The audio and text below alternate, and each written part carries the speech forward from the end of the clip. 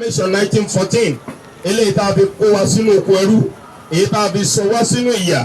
amalgamation náà ti pé torí pé a sọ nígbà náà wípé bá a bá ti pé 100 years bí ò bá wọ̀ fún mọ́ àwọn tí ò bá wọ̀ fún mọ́ wọ́n lè máa lọ ẹ̀rí a ti pé 100 years láti 2014 pẹ̀lú oore ọ̀fẹ́ Ọlọ́run ní báyìí ìjọba Adele Yorùbá fẹ́ bẹ̀rẹ̀ ìjọba ara rẹ̀ fúnra rẹ̀ pẹ̀lú àánú Ọlọ́run Olódùmarè ohun tó kù wá kù tá a sì ń béèrè lọ́wọ́ wa òun ní ká fi tó wa létí wọ́n ní ká fi tó àwa ìyá lọ́jà bàbá lọ́jà létí wípé Yorùbá ṣe tó fẹ́ bẹ̀rẹ̀ ìjọba ara rẹ̀ fúnra rẹ̀ Adele wa fẹ́ jáde bí wọ́n bá ti dé báyìí ẹjẹ́ àsọpọ̀tì wọn ni o ẹjẹ́ agbárùkù tí wọ́n ẹjẹ́ ajáde tí wọ́n lógúnlógún ẹjẹ́ ajáde tí wọ́n lọ́gbọ̀nlọ́gbọ̀n Adele wa ti ṣetán wípé ìran ọmọ Yorùbá ṣetán láti kúrò lóko ẹrú Ọlọ́run ti mú wa kúrò lóko ẹrú o láti ọdún year 2022 November 20, 2022 ni Ọlọ́run ti mú wa kúrò lóko ẹrú pẹ̀lú àánú Ọlọ́run Olódùmarè Ọlọ́run ti mú wa kúrò lóko ẹrú November 20, 2022 ni Ọlọ́run ti gbà wá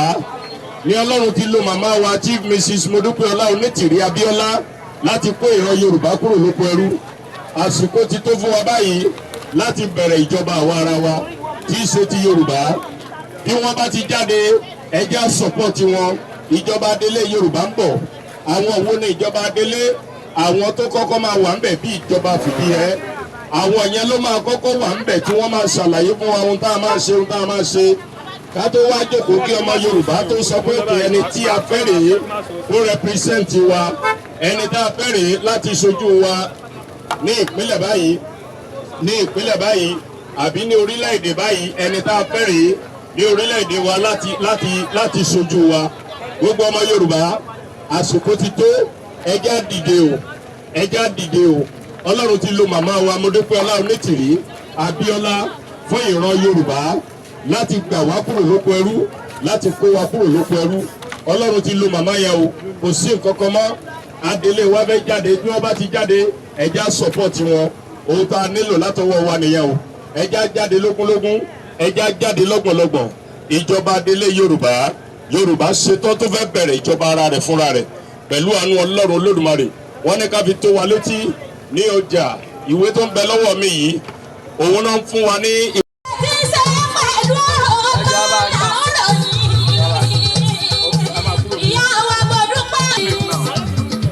It doesn't matter. This one, this one like yorubanation and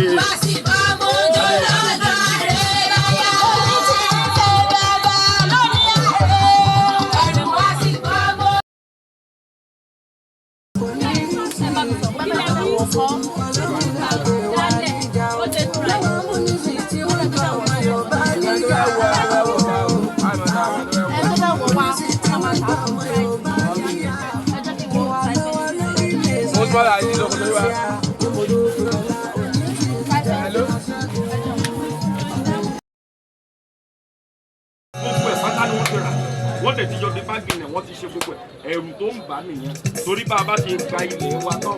Yorùbá ló nílẹ̀ ẹ̀ tí ìgẹ́ ti bí Amẹ́ríkà ṣe nílẹ̀ wọn bí London ṣe nílẹ̀ wọn ẹ̀ tí ìgẹ́ Yorùbá ló nílẹ̀.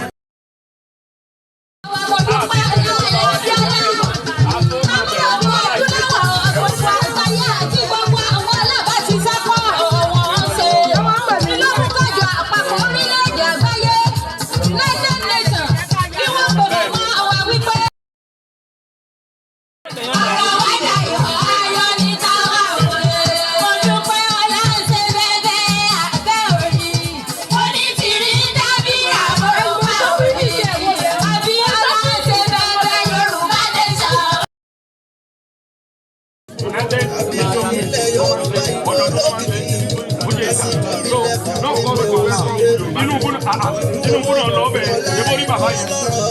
borí bàbá yẹn náà so kò sọ̀rọ̀ Ọlọ́run ti bá wa.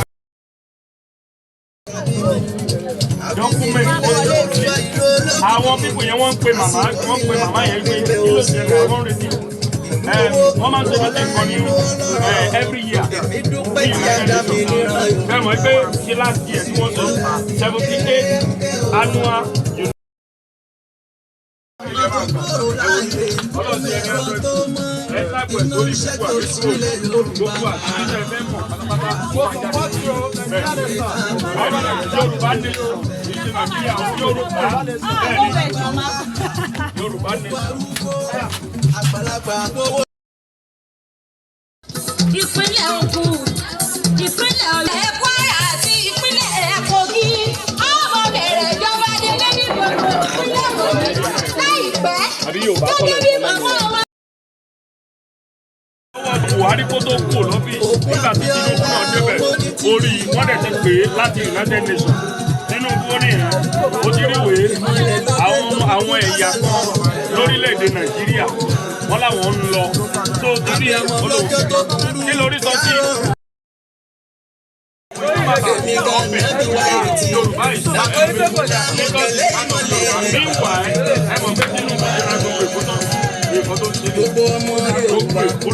gbogbo wa dúpẹ́ fún yàrá mọ́lẹ̀. Gbogbo property Lagos State government nígbà tó wà níbẹ̀. Ìyàwó gómìnà tó ń bẹ níbẹ̀ wọ́n bá ti violate law yẹn ó ti wà nílẹ̀ tí wọ́n kọ̀ ó lè ní ẹ mọ̀ pé Lagos belongs to Yorùbá. Anything tó bá tẹ̀ lọ sílẹ̀ yẹn. Àwọn adélé wa ń bọ̀ wá bí wọ́n bá ti dé ní ìlú Ìbàdàn yìí náà ni ẹ jẹ́ ká jáde tì wọ́n lógúnlógún ká jáde tì wọ́n lọ́pọ̀lọpọ̀. Àwọn adélé wa ti fẹ́ dé wọ́n ti fẹ́ wọlé báyìí tí wọ́n bá ti dé ẹ jẹ́ support wọn support wa nìkan ló nílò support wa ló nílò. ti November 20, 2022 pẹ̀lú àánú Ọlọ́run Olódùmarè àwọn adélé wa ló fẹ́ wọlé báyìí bí adélé wa bá ti dé ẹ̀yin ọmọ Yorùbá ẹja jáde lógúnlógún ẹja jáde lọ́gbọ̀nlọ́gbọ̀n ìyà yìí ti tó a ò jìyà mọ́ ìdààmú yìí ti tó a ò jìyà mọ́ bẹ́ẹ̀ ni Ọlọ́run ò dá wa fún ìyà Ọlọ́run ò sì dá wa mọ́ ìyà ṣùgbọ́n ayé ló sọ gbàdọ̀gbọ́n igbá ò tilẹ̀ gun gbogbo ọmọ Yorùbá ẹja múra gbogbo ọmọ Yorùbá ẹja múra ìran Yorùbá ṣetán láti kúrò lóko ẹrú a ò jìyà mọ́ o Ọlọ́run ti lo màmá wa Chief Mrs. Mudupeonitirimkoabiola Abiola láti kó ìran Yorùbá kúrò lóko ẹrú ẹja dúró ti rí ẹja táìpù ẹ sórí fóònù wa ìjìnlẹ̀ rédíò ìjìnlẹ̀ rédíò ìjìnlẹ̀ rédíò àbí ká táìpù ẹ sórí fóònù wa bákan náà Green for God TV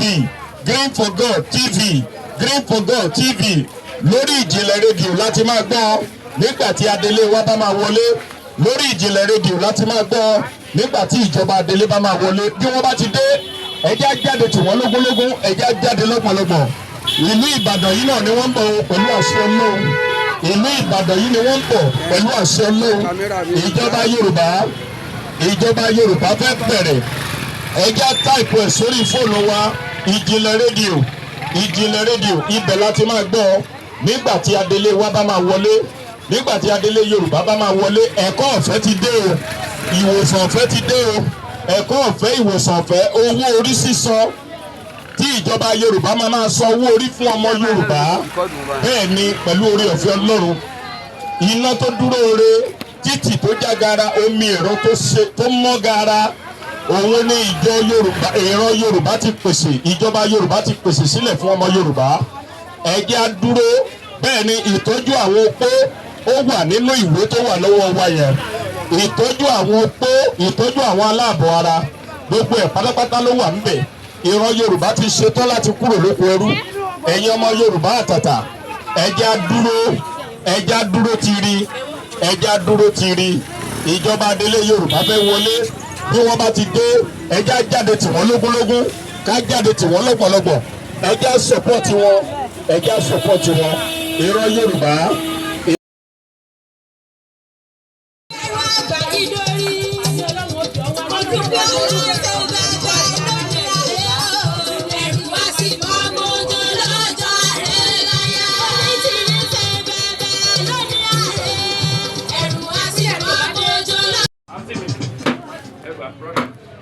Tó lè rí inú tó bá lọ dalẹ̀ jù ẹ má fi bínú.